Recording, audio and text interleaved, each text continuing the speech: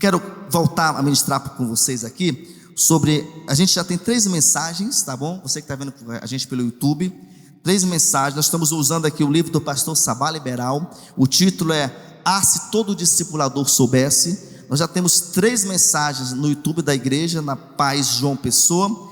E só para a gente relembrar, nós falamos sobre alguns pontos. Deixa eu pegar aqui meu esboço aqui. Nós falamos sobre alguns erros que a gente não pode cometer. O primeiro que nós falamos na primeira semana é que o erro de não ser um bom exemplo de discípulo. Segundo erro é gerar uma dependência mórbida nos discípulos. Terceiro erro é a gente ter muitos discípulos, não poder discipulá-los todos de uma maneira bem legal. Na verdade, o terceiro é ter discípulos prediletos. Quarto é não saber lidar com os pecados e fraquezas dos discípulos, agora que é o quinto, esse é o quinto, que é ter muitos discípulos. O sexto, a gente falou, não ser confidente, ok? E vamos continuar hoje no erro sétimo, que é fugir de situações que demandam correção e transparência.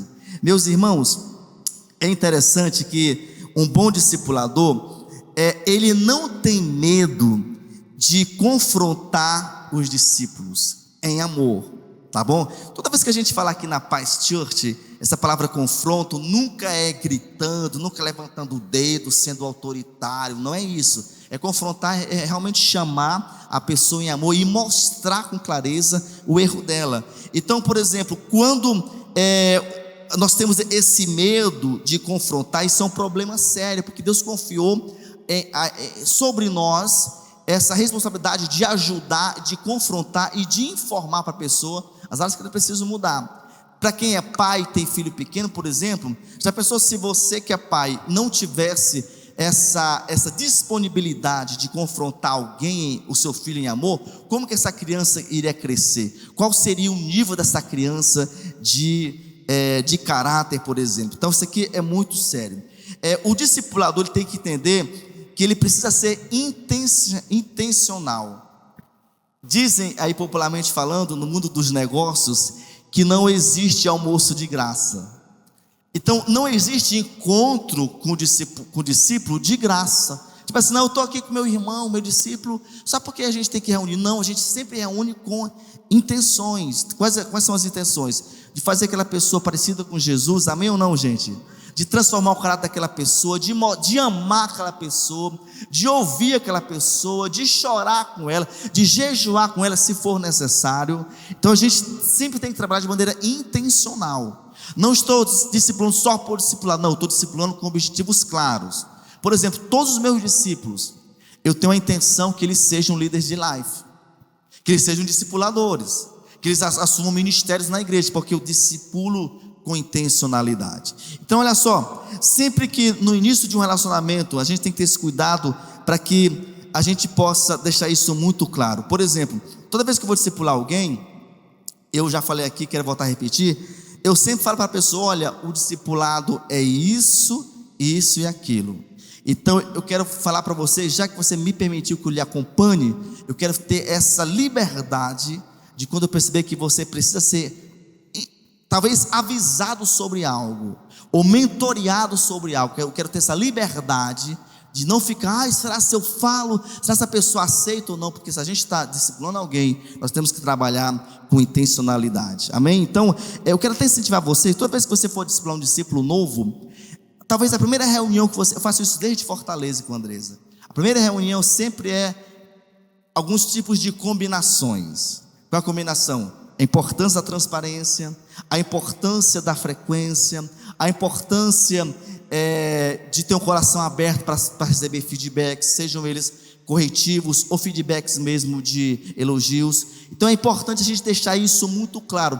Não fique preocupado, não veja, irmãos, não seja como aqueles pais que as crianças pequenas pintam e bordam, rola, grita, bate na mãe, entra no supermercado, pega chocolate, grita, eu quero, faz aquela bagunça e o pai não faz nada. Não faça isso. Você observa que Jesus confrontava muito seus discípulos, sim ou não, gente?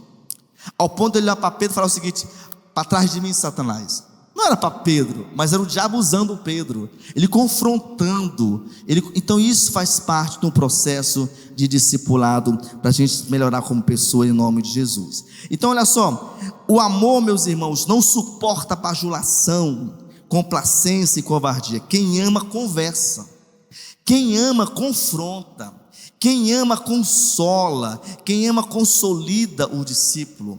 Então se for para a gente só bajular as pessoas, talvez não precisa ter discipulado, porque o discipulado é o quê? É para tirar de nós aquilo que não é legal, é para nos confrontar em amor. Diga assim: eu amo ser confrontado em amor. Jesus, amando os seus discípulos, ele evidenciou que a correção, por exemplo, a exortação, a repreensão e os ensinos fortes são realmente importantes e radicais para nos trazer posicionamentos corretos.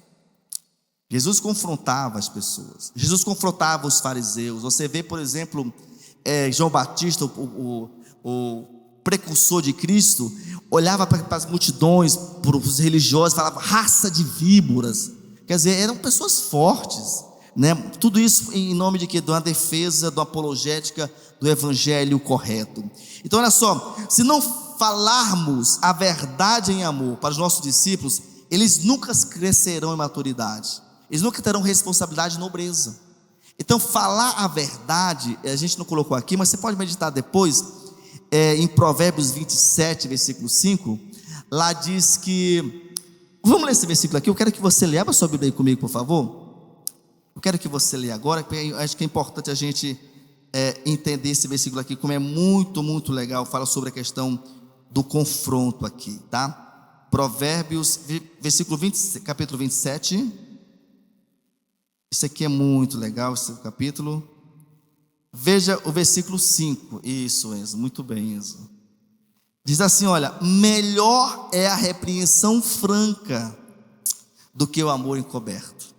Diga assim: melhor é a repreensão franca do que o quê? O amor encoberto. Versículo 6, ele continua: leais são as feridas feitas pelo que ama, porém os beijos do que odeia são enganosos. Irmãos, olha só, você sabia que às vezes a gente corrigir alguém, a gente gera uma... Eu não quero entrar muito sobre isso aqui, mas por exemplo, alguém que precisa fazer uma cirurgia, para ficar boa de um problema interno, tem que ter o quê? Um corte externo, para poder curar o que está interno. A pergunta é, claro, todo mundo, graças a Deus que a gente tem anestesia, as pessoas até dormem às vezes, está dormindo, quando a coisa está feito todo o processo, mas é preciso o quê? Ferir para curar. Diga assim: é preciso ferir para curar. Então muitas vezes quando eu sou confrontado, aquilo me fere, aquilo me revolta, aquilo dói, aquilo mexe no meu ego, aquilo me deixa, quem essa pessoa pensa que é? Mexe, me fere. Mas a Bíblia diz que as feridas feitas por aquele que ama, olha só, elas são leais, elas são honestas, elas são verdadeiras. Isso aqui é muito forte. Versículo 5, ele diz que melhor é repreender do que o amor encoberto. Quer dizer, o que é isso? É melhor o discipulador, o pastor, o líder espiritual, ele repreender em amor do que ele falar que ama. Eu amo você, eu amo você. E a gente vê a pessoa enveredando por caminhos que não são corretos, se a gente não tem uma postura de ensinar essa pessoa. Quem está comigo aí, diga amém, Jesus. Olha só, então essa atitude de não transparência no discipulado, por exemplo, infelizmente, meus irmãos, nos deixa danos graves e às vezes profundos e permanentes. É muito forte. Eu já vi tantos pastores discipulando pessoas, outros pastores inclusive discipulando pastores, e aquela pessoa não era tão transparente, o diabo enganou aquela pessoa, né, pastor Angélica? Eu sei pouco tempo na nossa igreja no Brasil, é um estado do Brasil aí, e a pessoa perdeu tudo, porque não foi o que? Transparente, não teve aquela coragem de abrir o coração. Então olha só, é importante a gente entender que quando você perceber que algo está ameaçando a saúde espiritual do seu discípulo, a saúde emocional, a saúde familiar, ou até mesmo a questão ministerial, nós temos que lembrar que nós somos um atalaia. Diga assim: eu sou um atalaia. O que é uma atalaia? Era um tipo de vigia. As cidades eram muradas, né, para poder trazer segurança, e ficava lá em cima na torre, lá em cima um sujeito que ficava olhando, avisava: fulano de tal, está vindo alguém, olha, eu acho que é inimigo, não, fulano de tal. Então aquele atalaia era o vigia, era alguém que trazia informações precisas, para trazer o que? Segurança, para quem estava por dentro dos muros da cidade.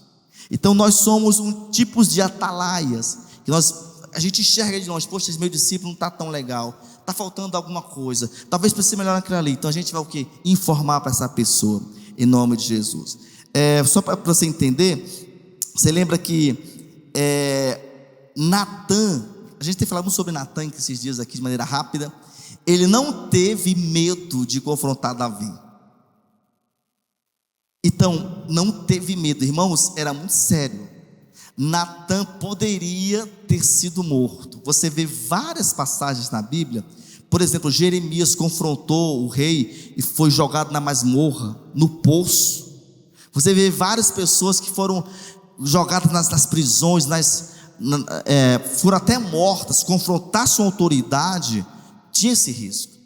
E Davi, Natan, como um bom pastor, como um bom líder espiritual, não pestanejou, não fechou os olhos para os erros da maior autoridade daquele tempo, que era Davi. Ele confrontou em amor.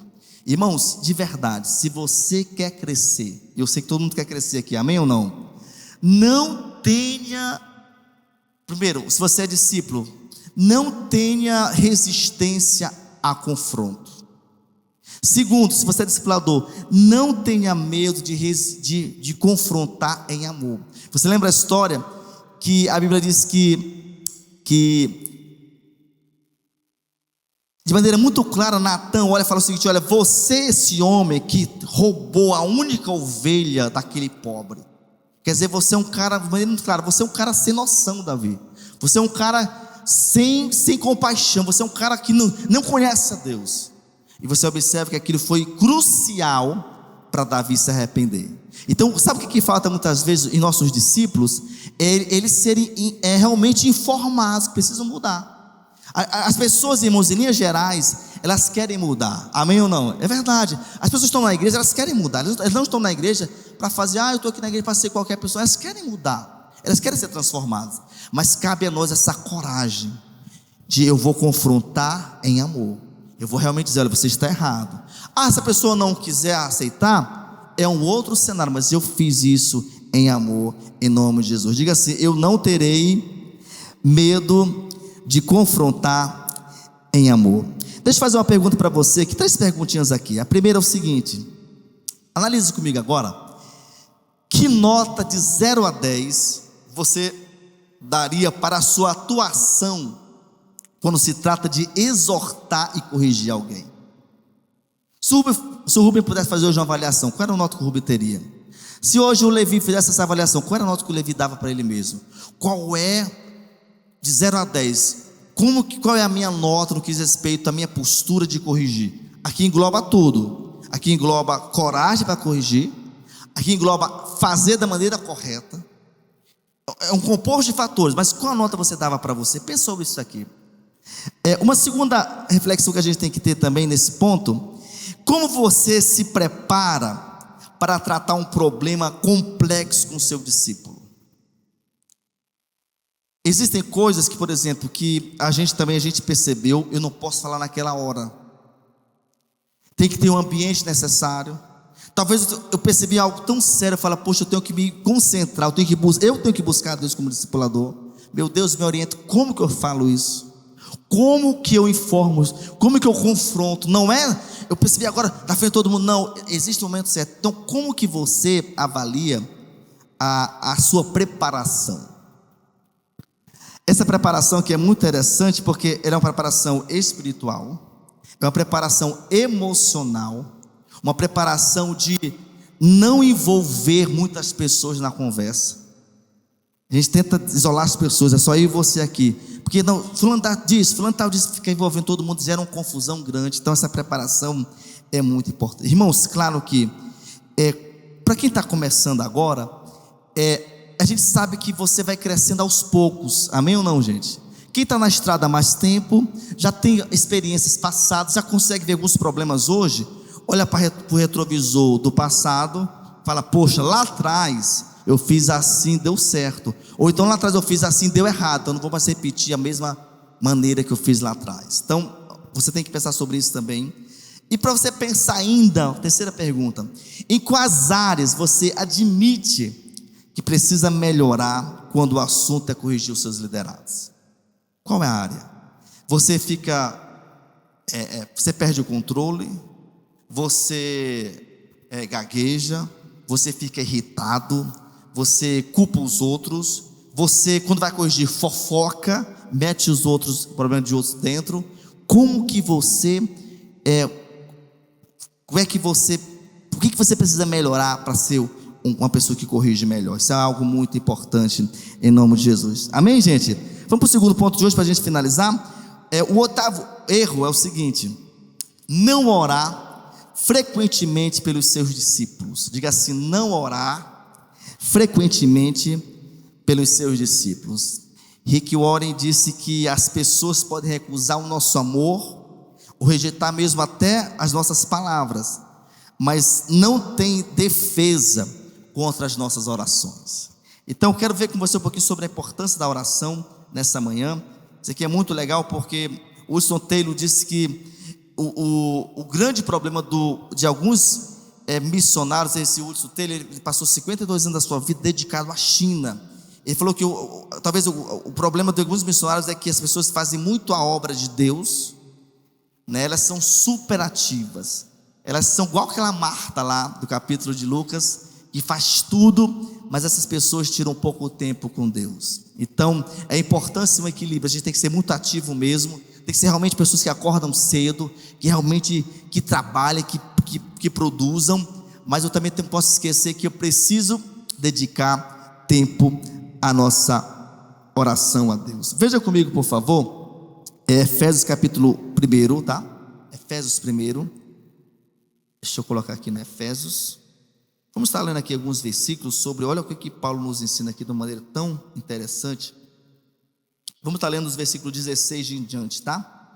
Até 16, até o versículo 19. O que Paulo nos fala aqui? Não cesso de dar graças por vós, fazendo menção de vós nas minhas orações. Meu Deus, olha só, Paulo orava pela igreja de Éfeso, para que o Deus do nosso Senhor Jesus Cristo, o Pai da glória, vos conceda espírito de sabedoria, de revelação no pleno conhecimento de Deus. Então Paulo fala, olha, eu oro por vocês, mas eu oro sobre o quê? Para que vocês possam ter revelação, para que vocês possam ter sabedoria. Irmãos, deixa eu falar algo para vocês aqui, vamos ser claros. Por exemplo, por que a gente não tem mais pessoas aqui no Tadel agora? Um dos pontos, falta de revelação. Qual é essa revelação? Puxa, nós precisamos conquistar João Pessoa para Jesus. Nós precisamos nos preparar mais. Nós precisamos multiplicar mais lives. Nós precisamos plantar igrejas nos lares. Se nós tivéssemos toda essa revelação aqui, nós teríamos a casa cheia. Quem concorda comigo aqui? Então falta revelação para a gente. E revelação quem é que dá, meus irmãos? Espírito Santo. A gente pode ser agente de incentivo, mas meu Deus, eu oro que nós possamos ter essa revelação. Ele vai continuar, o Paulo no versículo 18, ele diz, iluminados os olhos do vosso coração. Olha que texto poético, filosófico. Paulo vai dizer que o nosso coração tem olho.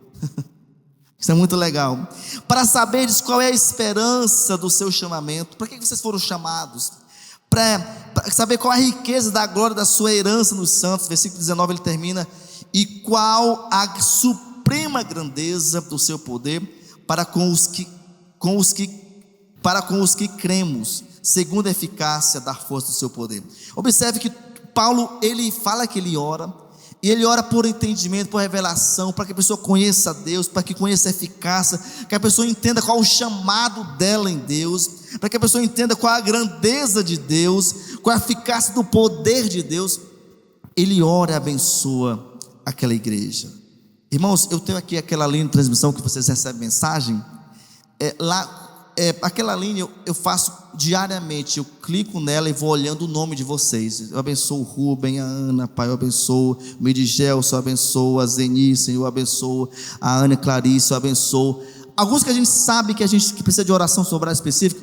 Nessa área eu abençoo essa pessoa, porque é uma responsabilidade nossa de orar pelas pessoas. Então, discipulador, você que é líder, ore todos os dias pelos seus liderados, em nome de Jesus. Amém, gente? Amém ou não? Olha só, vamos continuar aqui. E aí é muito legal, o tempo não vai permitir, mas nós temos aqui uma tabela do livro, na página 96, que Moisés orava pelos israelitas. Você pode, se você quiser anotar aí, Deuteronômio capítulo 9 vai falar sobre isso, Êxodo capítulo 32, Êxodo 34, Números 14, vai falar sobre essa questão. Nós temos também Samuel orando por Israel. Samuel chegou a falar o seguinte no capítulo 1 Samuel 12, 23, ele disse que: quanto a mim, longe de mim que eu peque contra o Senhor, deixando de orar por vocês. Então Samuel entendia que quando não orava por Israel, era um pecado contra a nação israelita. Pensa comigo aqui agora, você que é discipulador, você ora pelo seu discípulo? Você que é líder de life, você tem orado pelos seus membros diariamente? Nós vemos, por exemplo, o Jó orando pelos seus amigos, Jó 42, versículo 10. Nós vemos Jeremias orando por Judá. Você pode ver isso em Jeremias capítulo 7, Jeremias capítulo 11, Jeremias capítulo 14. Você vê também Jesus intercedendo pelos crentes. Qualquer dia desse eu estava pensando em ministrar, fazer uma exposição de alguns domingos aqui sobre João 17. Lá a oração sacerdotal. Pense no capítulo que a gente talvez vai fazer uma série, pastor Angela, aqui no Tadel, sobre João 17. Jesus orando. Nós temos, por exemplo, também o Espírito Santo intercede por nós. Paulo vai falar isso em Romanos capítulo 8. O próprio Espírito Santo intercedendo por nós hoje no céu. Nós temos cristãos que devem orar uns pelos outros. A gente vê isso em Mateus capítulo 5, vemos em Lucas capítulo 6, vemos em Lucas 23, Atos 7, 60. Você vê Estevão orando por quem estava apedrejando ele. Deus, não lhe imputes esse pecado, perdoa essa gente. O cara morrendo, sendo apedrejado, a cara quebrada, talvez o crânio já rachado, o sangue descendo, chegando na morte e dizendo: Deus, não impute essas pessoas o pecado. Observe as pessoas orando. Você vê também, por exemplo, Paulo ensinando no capítulo 6 de Efésios, versículo 18, 1 Tessalonicenses 5, 25, Hebreus 13, ensinando a orar uns pelos outros. Você vê, por exemplo, os cristãos são ordenados a fazer isso pelos governantes. Vamos fazer uma análise aqui. Às vezes os crentes erram muito falando de política, falando de quem está no governo hoje. Temos que discutir na urna, dia 6, a gente vota lá, aperta no verde, diz que vai dar certo o meu candidato. Mas passou aquilo ali, nós temos que o quê? Orar, irmãos. O que Paulo fala em 1 Timóteo 2, de 1 a 12, que a gente tem que orar pelos governantes, abençoar os governantes. Então, se a gente não votou no presidente Lula, hoje ele é nosso presidente. Nós temos que orar por ele. Deus dê àquele homem sabedoria, dê ele justiça, dê ele senso de liderança, compromisso com a nação. Se você não orou pelo atual governador, vamos ter que orar por ele hoje. Então, não apoiar antes é uma coisa, entrou, é preciso, olha só, orar por essas pessoas. Amém, gente? Paulo ensina a gente a orar pelas pessoas de modo geral. Então, observe, tanta gente ensinando a gente a orar. Então, irmãos, uma das principais incumbências nossas como discipuladores é orar pelas pessoas. Você deve orar pelas pessoas. Não tenha preguiça de orar. Eu oro aqui na igreja, a gente discipula alguns casais irlandeses, vocês sabem disso.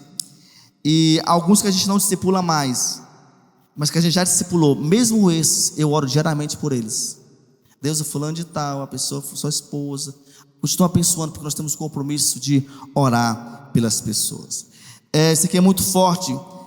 Jesus chega para Pedro, se você quiser acompanhar aí no capítulo 22 de Lucas, versículo 31 e 32, ele fala para Pedro: Simão, Simão, diz que Satanás vos pediu para vos cirindar como trigo, bagunçar você, mexer você, mas eu roguei por ti, para que a tua fé não desfaleça. E tu, quando te converteres, fortalece teus irmãos. Jesus falou: Pedro, o diabo quer bagunçar a tua vida, cara. E eu estou rogando, eu estou orando para que você, Pedro, permaneça de pé. Aliás, Pedro, a minha oração por você é que você fique firme, mas não pare simplesmente na sua firmeza com Deus, que você também se converta, que você se torne uma pessoa, um crente de verdade. Quem está comigo aqui? E Pedro vai mais longe, Pedro. Depois que você se converter, você também faz isso com outros. O mestre em si, orando pelo discípulo, que o discípulo tenha a revelação de Deus, e que esse discípulo agora faça isso o quê? Com os demais.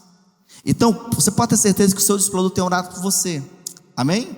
Então, você que é discípulo, ore pelo seu discípulo também, em nome de Jesus. Para a gente finalizar, eu quero só terminar lendo aqui Colossenses, mais 2 textos simplesmente aqui. Colossenses capítulo 1, versículo 9. O texto vai dizer: por esta razão, nós também, desde o dia que ouvimos, não cessamos de orar por vós e de pedir que sejais cheios do conhecimento. Paulo orando pelos irmãos de Colosso, e que vocês tenham realmente sabedoria e inteligência espiritual. Paulo falou: desde que eu conheci vocês, daquele dia para cá, nunca mais eu deixei de orar por vocês. Olha, gente, que coisa forte. Olha que coisa forte. Aí o mesmo Paulo falando agora para os irmãos de Tessalônica, no 2 Tessalonicenses, capítulo 1, versículo 11, ele diz: por isso também não cessamos de orar por vós. Parece que ele escreveu a mesma coisa para uma igreja e para outra. Para que o nosso Deus vos torne digno da sua vocação, e que cumpra com poder todo o propósito da bondade e fé. Irmãos, observe que sempre as orações paulinas, elas são orações de quê? De fortalecimento espiritual, de firmeza, de conhecer a Deus, de entender o propósito, de ter sabedoria, de ter revelação, de entender qual o chamado. Sempre era o que? Era um acompanhamento espiritual com intenções. Diga assim, era um acompanhamento. Diga assim, era um acompanhamento com intenções, com propósito. Eu oro para isso, eu acompanho vocês para isso, para que vocês conheçam a Deus. Olha que coisa forte, que coisa abençoada. Quero que você fique em pé agora para a gente concluir. E vamos estar pedindo que o Espírito Santo nos ajude a sermos discipuladores e líderes que não temos medo de confrontar os nossos liderados. Confrontar sempre é baseado na Bíblia, na ética, no amor. E também que nós possamos ter esse compromisso de orar pelos nossos discípulos e liderados em todos os dias. Quero orar com você agora. Pai, nós somos gratos, Pai, porque nós encontramos em Ti, Senhor, a alegria de sermos exortados nessa manhã pela Tua palavra. Nós oramos que sobre cada um de nós que estamos aqui, que tenhamos um coração submisso à Tua palavra, e que possamos, Pai, quando confrontados pelos nossos líderes, que possamos entender que o confronto, aquelas feridas, são feridas leais, são feridas que doem no momento, que incomodam, que às vezes até machucam, mas que elas têm como produto final, como objetivo central, nos transformar e nos curar de dentro para fora. Eu oro que possamos ter esse espírito, Pai, de submissão à Tua palavra. Oramos também que possamos interceder pelos nossos liderados. Oramos que possamos, Pai, em nome de Jesus, realmente todos os dias, que cada líder de life possa orar pelos seus membros, cada discipulador possa orar pelos seus discípulos, que possamos cobrir uns aos outros em oração, Pai, que possamos entender que esse princípio é fundamental para que possamos obedecer às sagradas letras e que também possamos crescer como igreja. Levanta uma igreja, Pai, de intercessores, levanta uma igreja de pessoas que oram, de pessoas que valorizam a comunhão com o Espírito Santo, e que possamos crescer cada dia no Teu amor, em nome de Jesus. Amém. Aplauda bem forte ao Senhor.